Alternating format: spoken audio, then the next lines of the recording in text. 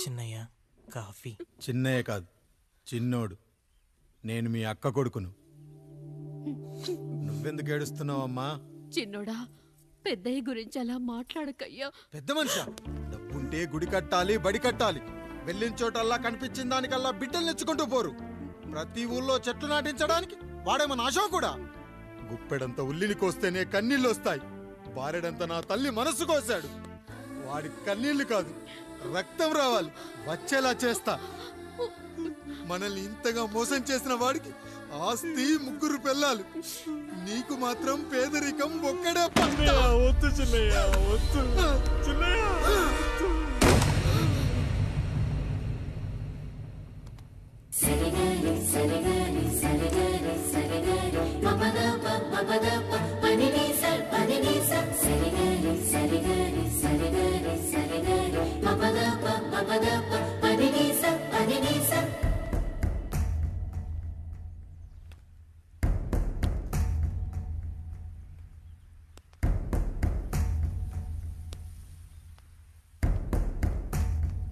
నాన్న,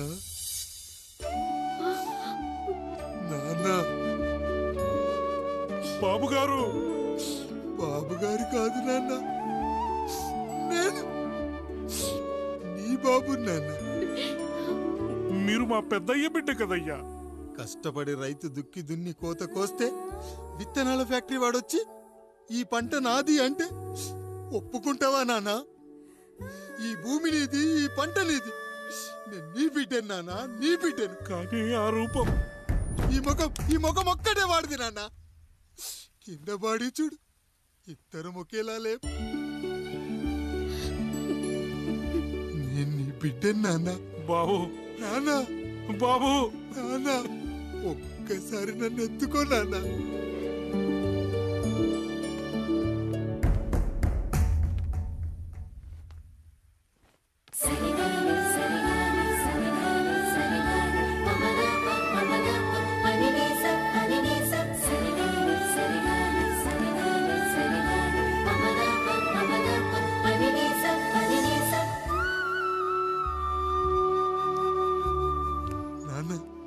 నువ్వెంత మంచివాడివి నాన్న. ఒకడు వాడిన టూత్ బ్రష్ నే ఎవ్వడూ చేత్తో పట్టుకోడు. అలాంటిది నువ్వు నోట్లో పెట్టుకుని తిరుగుతున్నావు. అమ్మ ఎంత అదృష్టవంతురాలు నాన్న, ఎంత అదృష్టవంతురాలు. చాలు బాబు, ఇది చాలు. చాలదు నాన్న, ఆ రాయుడు లెక్కేంటో తేలుస్తా. మన కుటుంబాన్ని ఇంత క్షోభ పెట్టిన ఆ రాయుడిని వదలనానా, వదలా. వాడంతేదో చూస్తా.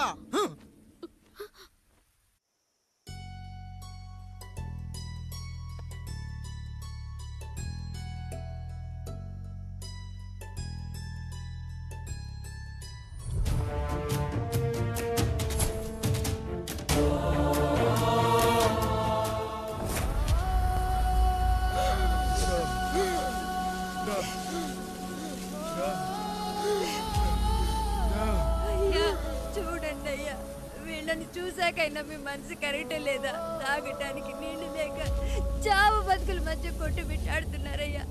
పచ్చగా ఉండే ఈ ప్రాంతానికి ఏం దిష్టి తగిలిందో ఏమో. భూమిలోనే కాదు, మా కళ్ళల్లో కూడా నీరు ఇంకిపోయేలా చేశాడా దేవుడు. ఈ గంట మీ చేతుల్లోనే ఉందయ్యా. చూడమ్మా, వర్షాలు లేక కరువుతో రాష్ట్రం కష్టాన్ని కూడా అరువు తెచ్చుకుని బతుకుతుంది. నా కాళ్ళ మీద పడితే ఏమీ రాదు, పైనుండి వర్షం పడాలి. అయ్యా మినిస్టర్ గారు, మీరైనా ఏదో ఒకటి చెయ్యండి అయ్యా. నేనేం చేయనమ్మా, ఇక దేవుడే మిమ్మల్ని కాపాడాలి. ఎవడొస్తాడో మిమ్మల్ని కాపాడడానికి. ఎన్నాళ్ళు అడుగుతారా ఎవడొస్తాడు, ఎప్పుడొస్తాడు, ఎక్కడి నుంచి వస్తాడు అని? పేదవాడికి కష్టం వచ్చినప్పుడల్లా ఇదే మాట. 70 ఏళ్లుగా హీరో రావాల్సి వచ్చినప్పుడల్లా ఇదే మాట. ఇంకా ఎన్నెళ్ళు అడుగుతారా? ఎవడొస్తాడే మిమ్మల్ని కాపాడడానికని మీరు మమ్మల్ని అడగటం, వస్తాడ్రా అని మేము మీకు చెప్పటం. అయినా సరే మళ్ళీ మీకోసం ఇంకోసారి చెప్తున్నాను, వస్తాడు. ఆకాశాన్ని చింపుకుంటూ వస్తాడు, నేలను పగలగొట్టుకుంటూ వస్తాడు. ఎవడు? దేవుడు. దేవుడా? రాయికి వరమిచ్చిన రాముడి దేవుడైతే, ద్రౌపదికి చీరిచ్చిన కృష్ణుడి దేవుడైతే, ఈ ఊరికి పాపారాయుడు పాపారాయుడు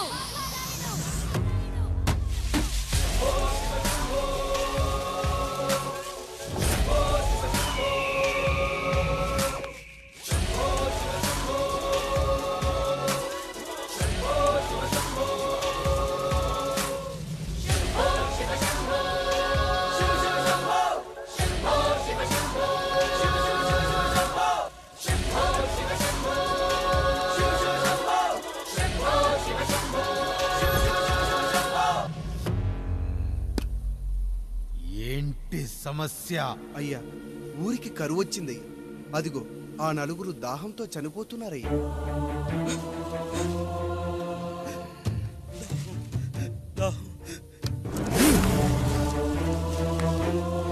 పాపారాయుడు తీర్పు ప్రకటిస్తున్నాడు. ఈ గ్రామం ఇంతకు ముందెప్పుడు ఎదురవ్వని సమస్య. అందుకే ఈ సమస్యని నా సర్వేంద్రియాలను కేంద్రీకరించి నవరంధ్రాలను బిగించి ఆలోచించి ఈ నా తీర్పు ప్రకటిస్తున్నాను. దాహంతో అలమటిస్తున్న ఆ నలుగురికి వెంటనే బావులు తవ్వించి వాళ్లకు నీళ్ళివ్వండి. అంత సమయం లేదయ్యా. మరో 5 నిమిషాల్లో వారి చేత నీళ్లు తాగించిపోతే చచ్చిపోతారయ్యా. పూజారి, మరేంటిప్పుడు దీనికి పరిష్కారం? నృత్యం. సంగీతానికి శిలలు, నృత్యానికి మేఘాలు కరుగుతాయని శాస్త్రం చెబుతుంది. ఆ నాట్యానికి ఆకాశం కరిగి వెంటనే వర్షం పడాలి. అందుకు ఆ నటరాజైన శివుడే మార్గం చూపించాలి.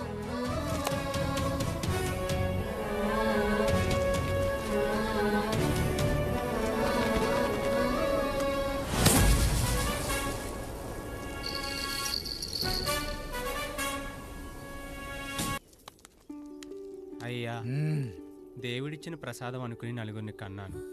3 పెళ్లి చేయగలిగానయ్యా. ఈ ఊరు ఏమిచ్చినా మీరు తీసుకుంటారు కదయ్యా.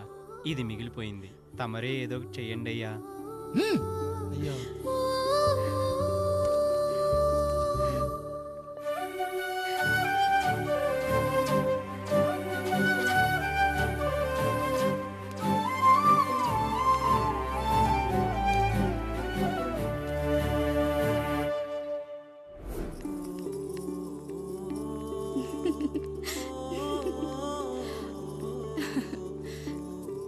ఈ ఇల్లు, ఆస్తి, ఇంత గొప్ప భర్త, పిల్లలు, చాలా ఆనందంగా ఉందండి. కానీ నాకు ఒకటే లోటు. మన తర్వాత మన పిల్లల్ని చూసుకోవడానికి వీళ్ళకొక అన్నయ్య కావాలండి. అచ్చం మీ పోలికలతో వీళ్ళకొక అన్నయ్యని కందామండి. నువ్వు అడిగితే కాదనగలనా?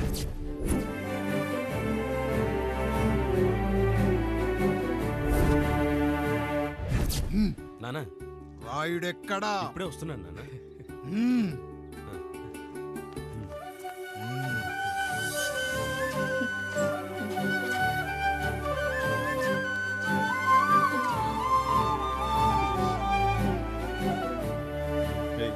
చూడరా, మీ అన్న మీద పగ తీర్చుకోవడానికి నీకు ఇదే సరైన సమయం.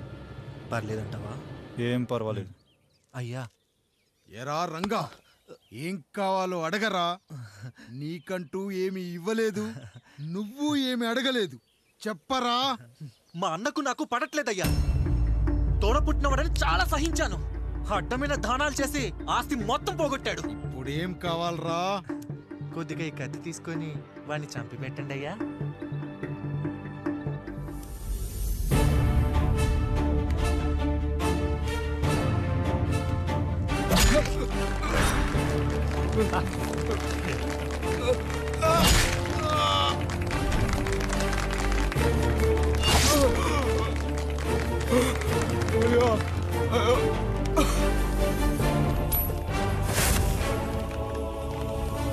నాయుడు, అన్యాయంగా మా నాన్నని చంపేశావు. గుర్తుంచుకో, ఈ నాయుడి కొడుకు నీ కుటుంబం పాలిట సైనికుడిగా మారబోతున్నాడు. నిన్ను, నీ కొడుకుని, ఆడికి పుట్టబోయే కొడుకుని అందరినీ లేపేస్తా.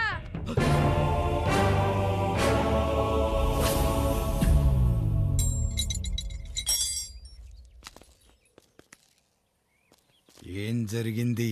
మీరు హత్య చేసినట్టు ఇప్పుడే సమాచారం అందింది.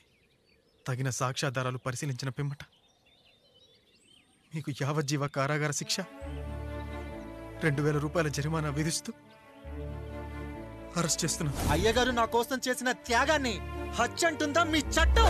ఇదెక్కడ న్యాయం? మనిషికి ఇచ్చిన మాట నిలబెట్టుకుంటే అరెస్ట్ చేస్తారా? ఏ దేశంలో ఉంది చట్టం? నన్ను ఏం చేయమంటారు రాయుడు గారు? 9వ తరగతి చదివి ఊర్లో గాలికి తిరుగుతున్నా నన్ను మీ మనిషి ఒకడు పోలీస్ స్టేషన్లో ఉండాలని నన్ను ఎస్ఐన్ చేశారు. సాటి మనిషిని స్వేచ్ఛగా హత్య చేసుకోవాలని దౌర్భాగ్య స్థితిలో బతుకుతున్నాం మనం.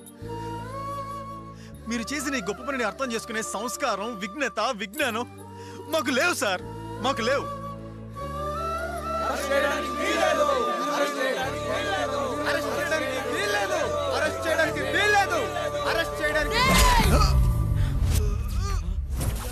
అయ్యా నాయుడు గారు,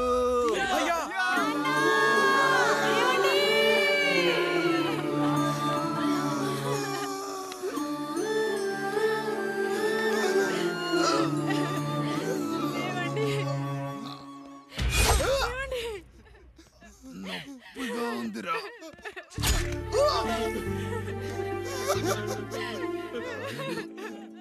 సుధా, నేను లేకుండా ఎలా ఉండగలను? పర్వాలేదండి, బిడ్డలతో నేను ఉండిపోతాను. అయ్యో, ఈ పాడు సమాజం నిన్ను మనశ్శాంతిగా బతకనివ్వదు. ఇంతమంది పిల్లల్ని చూసుకుంటూ భర్త లేకుండా ఎలా బతకగలం?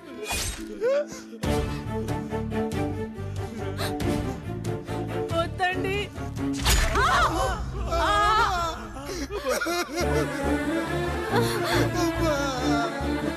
రాయుడు, బిడ్డలు జాగ్రత్త. ఈ రోజు నుంచి వీళ్ళంతా నీ తమ్ముళ్ళు చెల్లెళ్ళు కాదు, నీ బిడ్డలు.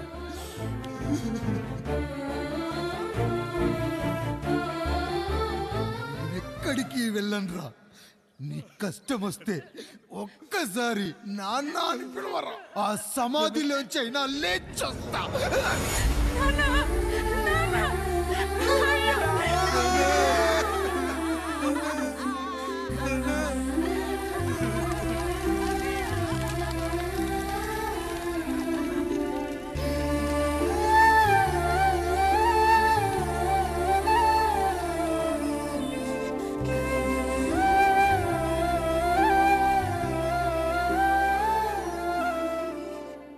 ఇందు మూలంగా 50 మందికి తెలియజేయనిదేమనగా, ఊరికి కొత్తగా వచ్చిన యాండ్రాయిడ్ తన తండ్రి పెదరాయుడు అని ఆస్తిలో వాటా పంచమని రచ్చబండిని ఆశ్రయించడం వలన గ్రామ పెద్దలందరూ రేపు 11 గంటలకు రాయుడు గారింటికి రావాల్సిందిగా కోరుచున్నాము.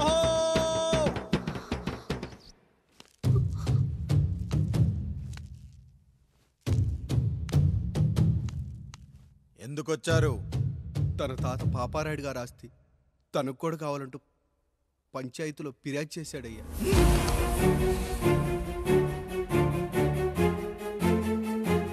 మస్తా గారు, ఆ దస్తావేజులు ఇవ్వండి. అయ్యా, మరి మా సంగతి ఏంటి? అడగరేంటి?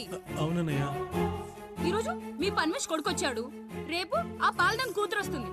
ఇలా వచ్చినోళ్ళంతా మీ సంతానమే అని తెలిసాక అదిగో ఆ కాముడు చెప్పినట్టు మా ఆయన వాటా కిందో బాత్రూము, నాకో సబ్బు బిల్ల, నా పుట్టబోయే బిడ్డకు ఒక బొట్టు బిల్ల, ఇదే మిగులుతుంది. అయినా ఊరి జనాభా కన్నా అన్నయ్య పిల్లల సంఖ్య ఎక్కువైపోతుంది. వాళ్ళందరూ ఇంటి మీదకి వచ్చే లోపు మా ఆస్తి మాకు ఇచ్చేస్తే మా బతుకులు మేము బతికేస్తాంగా. అవునన్నయ్య, మా ఆస్తి మాకు కావాలంతే. ఎవరిని పట్టుకుని ఏం మాట్లాడుతున్నారయ్యా? ఉన్నప్పటి నుంచి ఆయన మిమ్మల్ని సాగుతూ ఉన్నారు. ఈరోజు పెరిగి పండయ్యాక మా దారి మేము చూసుకుంటాం అనడం న్యాయం కాదయ్యా, న్యాయం కాదు. ఏ ఆయన నీకో కొడుకునిచ్చాడా? వాడి పేరేంటి? ఐఫోనా? ఎరా, ఆస్తి కావాలా? 4 బ్రష్లతో తోముకుంటే ఎక్కడ విడిపోతామో అని నా బ్రష్, టూత్ పేస్ట్ నీకు త్యాగం చేసినప్పుడు అప్పుడు అడగాల్సిందిరా, అన్నయ్య ఆస్తి కావాలి అని. ఎరా, నేను వాడిపారేసిన లంగోటాలు మార్చి మార్చి చొక్కాలు చేతిగుడ్డలుగా వాడారే, అప్పుడు అడగాల్సిందిరా, అన్నయ్య ఆస్తి పంచు అని. నువ్వు 6 నెలల పసిగందుగా ఉన్నప్పుడు పాల కోసం ఏడుస్తుంటే నిన్ను తీసుకెళ్లి పసుల దొట్లో కట్టేశానే, అప్పుడు అడగాల్సిందిరా, అన్నయ్య నాకు ఆస్తి కావాలి అని.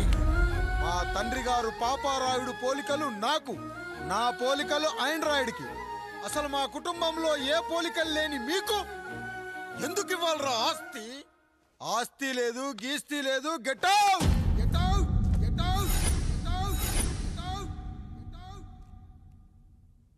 అని నేను అనొచ్చు, కానీ అనగలనట్రా? అనలేను. ఎందుకంటే మీరంతా నా తమ్ముళ్ళు, నా చెల్లెళ్ళు. రక్తం తాగిన దోమ కూడా వెళ్ళేటప్పుడు కృతజ్ఞతగా ఏ మలేరియానో టైఫాయిడో వదిలి వెళ్తుంది. కానీ రక్తం పంచుకొని పుట్టిన మీరు ఈ అన్నయ్య కోసం ఆస్తి కూడా వదల్లేకపోతున్నారు కదరా. గుమస్తా గారు, నా యావదాస్తి నా తమ్ముళ్లకు, చెల్లెళ్లకు వాళ్ళ పేర్ల మీద రాయండి. నాకు చిల్లి గవ్వ కూడా అక్కర్లేదు. ఇక ఈ ఇంటికి నాకు ఎటువంటి సంబంధం లేదు. లక్ష్మి, సావిత్రి, మీ చీరలు విప్పేయండి. ఇక్కడికి వచ్చేటప్పుడు ఏ చీరలు కట్టుకున్నారో వెళ్ళేటప్పుడు కూడా అదే చీరలు కట్టుకోండి. వెళ్ళిపోదాం. దస్తావేజులు తీసుకురండి.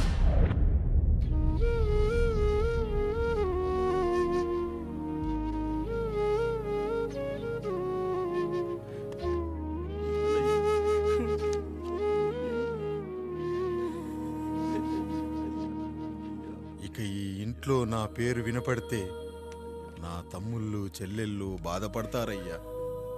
ఈ ఇంట్లోనే కాదు, ఈ దస్తావేజులో కూడా నా పేరు ఉండకూడదు. నేను ఇక్కడ సంతకం పెట్టి వీళ్ళ మనసు నొప్పించలేను. అయ్యా, మొత్తం వదిలేసి మీరెలా బతుకుతారయ్యా?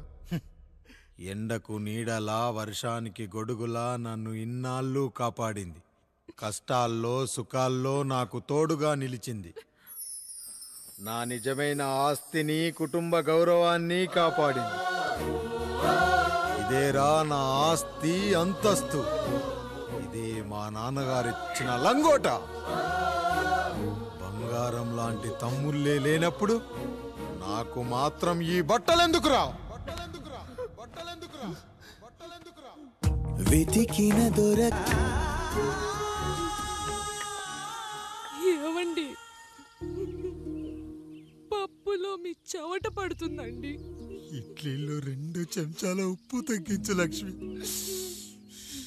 ఎలాగో మనం పేదోళ్ళమే కదా, కనీసం ఉప్పు ఖర్చైనా తగ్గుతుందనుకో.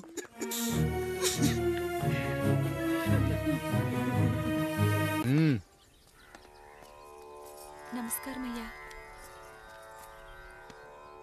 అయ్యా, మన ఈరిగాడికి సంవత్సరం క్రితం పెళ్ళయిందయ్యా. మొన్నటిదాకా తాడు బంగారంలో ఉన్న వాళ్ళ జీవితం ఇప్పుడు తాడు ఫ్యాన్లో మారిందయ్యా.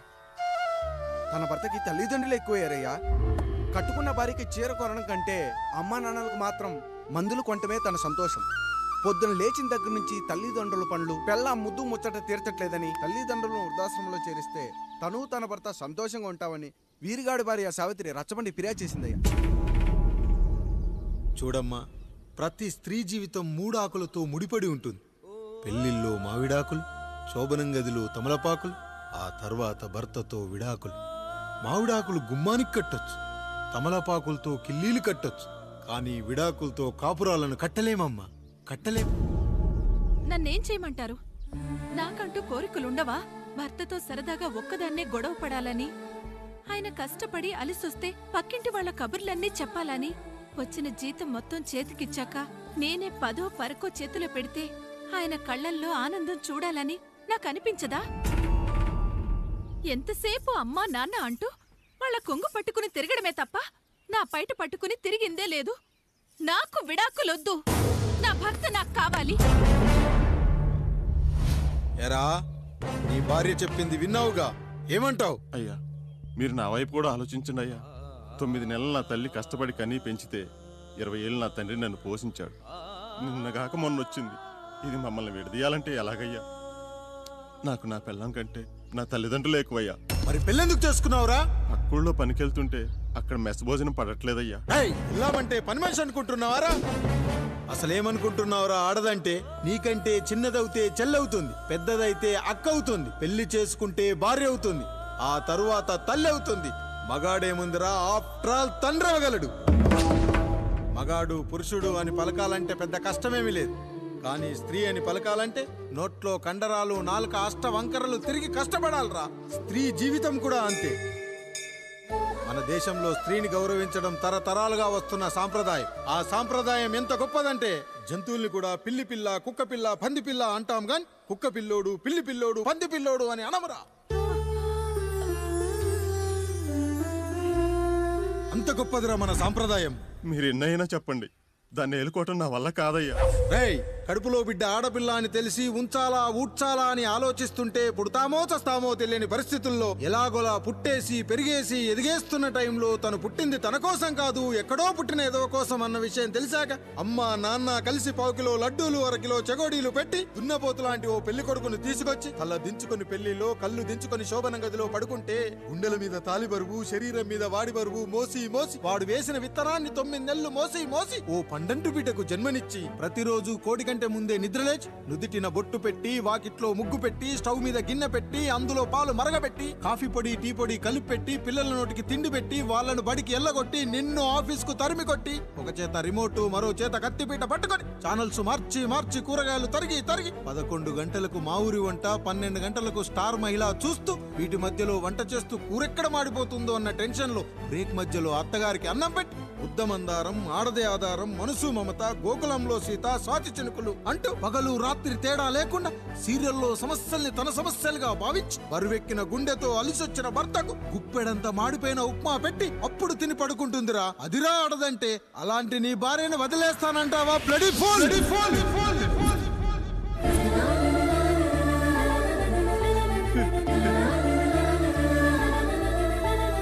గుక్కలో ఆడదాని గురించి చెప్పాలంటే నాకు 3 నిమిషాలు పట్టిందిరా.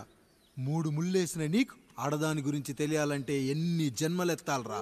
అయ్యా అయ్యా, నా తప్పు నేను తెలుసుకున్నానయ్యా. నా తల్లిదండ్రులు నేను వదిలేస్తానయ్యా. నా పిల్లల్ని నాకు ఇప్పించున్నాయ్యా. నువ్వు తప్పు మీద తప్పు చేస్తున్నావు. నీ భార్యను తిరిగి ఏలుకోవడానికి నీకు హక్కు లేదు. ఈ రాయుడు తీర్పిస్తున్నాడు. ఈ ఈరిగాడు మాత్రం తమ తల్లిదండ్రులతో ఉండాలి, కానీ ఈవిడకు మాత్రం భర్త కావాలి. ఈమెకు అభ్యంతరం లేకపోతే నేను పెళ్లి చేసుకుంటాను.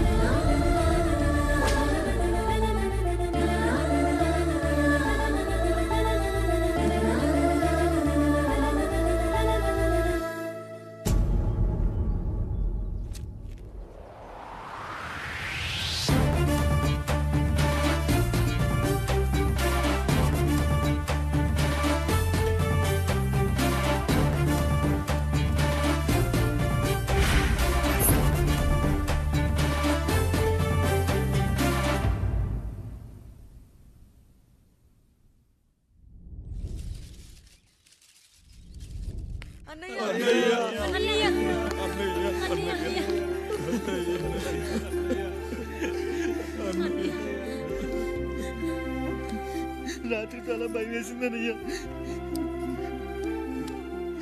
ఇప్పుడు మమ్మల్ని వదిలి వెళ్ళకన్నయ్యా. రాత్రే కదరా మనం అందరం కలిసి పడుకున్నాం. ఎప్పుడో రాత్రి చూసామన్నయ్యా. నిన్ను చూడకుండా 1 అరగంట కూడా ఉండలేకపోతున్నా. నిన్ను చూసి చాలా రోజులైనట్టుంది అన్నయ్య. రాత్రంతా ఎక్కడికి వెళ్ళావన్నయ్యా? అసలు ఎక్కడికి వెళ్ళారండి? ఇంట్లో దోమలు కుడుతున్నాయని అలా పక్కనే ఉన్న గడ్డివాం దగ్గర పడుకున్నా. మన రత్తాలు వాళ్ళ ఆయన ఊళ్ళో లేడంది. సరే అని తను తోడుగా తీసుకెళ్ళా.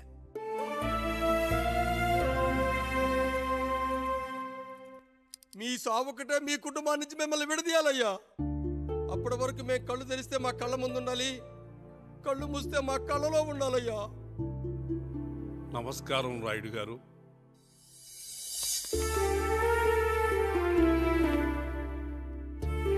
నమస్తే. ఏం జడ్జి గారు ఎప్పుడొచ్చారు? ఇప్పుడే. రాయుడు గారు, మీ కుటుంబం గురించి వినడమే గాని ఇప్పుడే చూస్తున్నాను. ఒక్కసారి మీ కుటుంబ సభ్యుల్ని నాకు పరిచయం చేయండి రాయుడు గారు. వాళ్ళు నా తమ్ముళ్ళు. నమస్కారం. మొత్తం ముగ్గురా? కాదు, 4. వాడు వేరే షూట్లో ఉన్నాడు. వీళ్ళు నా చెల్లెళ్ళు. నమస్కారం తల్లి. వీళ్ళు నా భార్యలు. నమస్కారం అమ్మా. వీళ్ళు నా బంధువులు. నమస్కారం. నా జీవితంలో ఎంతో ముఖ్యమైన, ఇష్టమైన, ప్రాణమైన మరో మనిషిని మీకు పరిచయం చేయాలి. ఆవిడే.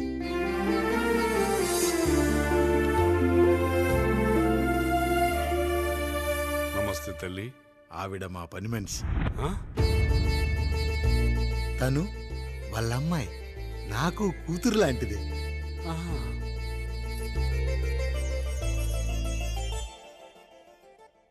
ఆ ఫోటోలోని వ్యక్తి ఎవరమ్మా? మీ ఆయన?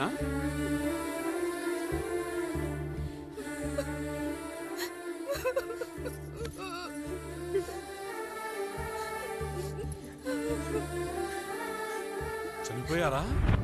అయ్యో లేదండి, ఎక్కడ పడితే అక్కడ ఏది పడితే అది వాగుతున్నాడని పోలీసులు నగర బహిష్కరణ చేశారండి. మళ్ళా ఎప్పుడొస్తాడు? నెక్స్ట్ సీన్కి వచ్చేస్తాడండి. ఈ అనుబంధాలు ఆప్యాయతలు చూసిన తర్వాత నాకు ఒక కోరిక కలుగుతుంది రాయుడు గారు. మీరు కాదనరనే ధైర్యంతో అడుగుతున్నాను. అడగండి. నాకు ఒక్కతే కూతురు. ఆమెను మీ కుటుంబంలో సభ్యురాలుగా చేసుకుంటారని. తప్పకుండా. నా భార్యలకు అభ్యంతరం లేకపోతే తనను నేను పెళ్లి చేసుకుంటా.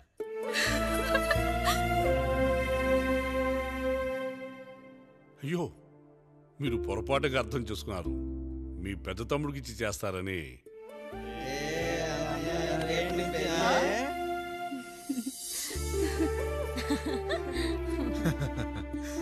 తప్పకుండా తప్పకుండా ఒక మంచి రోజు చూసుకొని మీ ఇంటికి అమ్మాయిని చూసుకోవడానికి వస్తాం. ధన్యుణ్ణి రాయుడు గారు, ధన్యుణ్ణి. రండి రాయుడు గారు, మీలాంటి పెద్దలు మా ఇంటికి వచ్చి మా అమ్మాయిని మీ కోడలుగా చేసుకోవటం. ఇంకా రాయుడు గారు ఏంటి బావగారు? బావగారు అని పిలవండి. సంతోషం. రండమ్మా. త్వరగా అమ్మాయిని పిలిపించండి. మా వాడు అసలే ఆగలేకపోతున్నాడు. మా వాడు చిన్నప్పటి నుంచి అంతేనండి. కక్కొచ్చినా ఏమొచ్చినా ఆపుకోలేడు. త్వరగా మీ అమ్మాయిని పిలిపిస్తే ఆ కళ్యాణం ఏదో చేసేద్దాం. అమ్మా జయమాలిని, అమ్మాయిని చూసురా.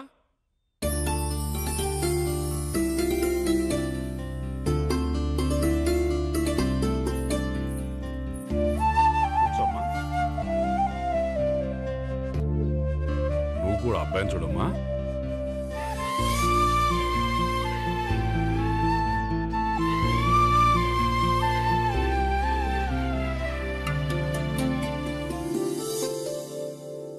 అమ్మాయిని చెప్పుకోవడం కాదు కానీ అసలు ఈ కాలపిల్ల కాదు బావగారు. రాత్రంతా బయట తిరిగినా కోడి కుయ్యకు ముందు ఇంటికి వచ్చేస్తుందండి. మళ్ళా ఊరంతా నిద్రలేగిస్తే తప్పుగా అనుకుంటారు కదా. తను తిరిగే స్నేహితుల్లో పచ్చి తాగుబోతులు తిరుగుబోతులు ఉన్నారు. కానీ ఆ విషయాన్ని తన మనసులోనే పెట్టుకుంటుంది కానీ స్నేహితుల గురించి ఎప్పుడూ చెడుగా చెప్పింది లేదు బావగారు. దీని చిన్నప్పుడే నా భార్య కారు డ్రైవర్తో కలిసి పక్క సందులోనే కూరగాయల మార్కెట్కి వెళ్ళి తప్పిపోయారు.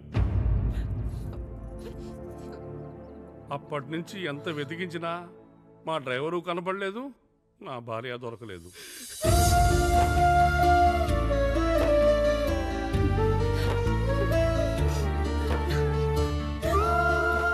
అమ్మ నాకు చాలా ప్రేమ పంచింది నాన్న, అది ఊరంతా పంచుతానంటుంది నా బిడ్డ. నేను కాదనలేదు. అలాంటి నా కూతురు ఇవాళ మీ కోడలవటం నిజంగా నా అదృష్టం బావగారు. ఈ రోజు నుంచి మీ అమ్మాయి మా ఇంటి బిడ్డ. అమ్మాయి నచ్చిందా బాబు? నచ్చిందా?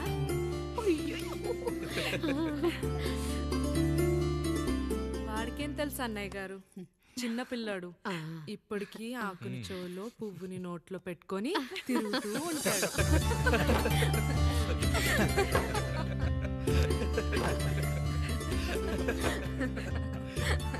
ఇకంత శుభం అన్నమాట.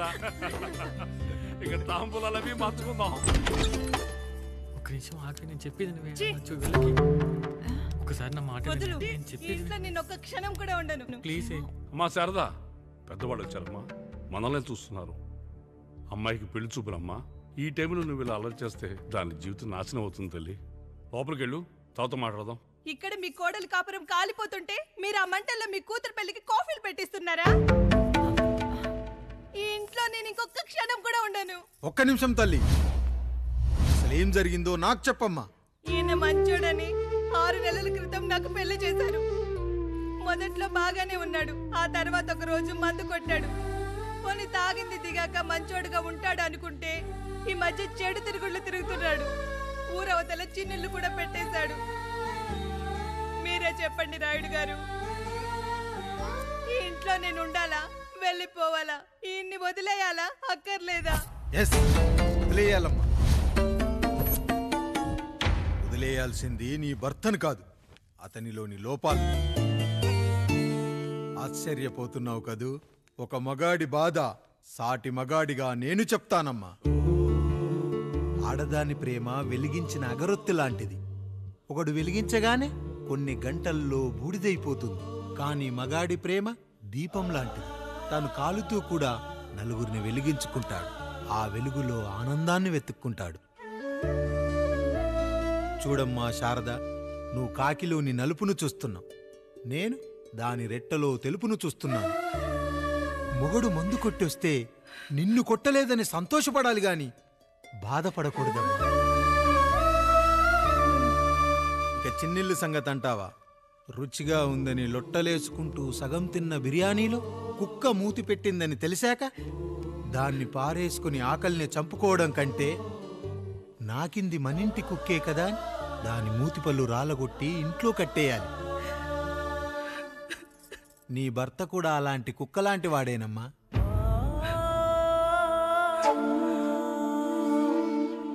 ఆడదానికి వయసొచ్చాక 3 ముళ్ళేసుకొని 90 ఏళ్ల జీవితం గురించి కలలు కంటుంది. అదే మగాడు 3 ముక్కలాడి 90 ml మందేయాలని కలలు కంటాడు.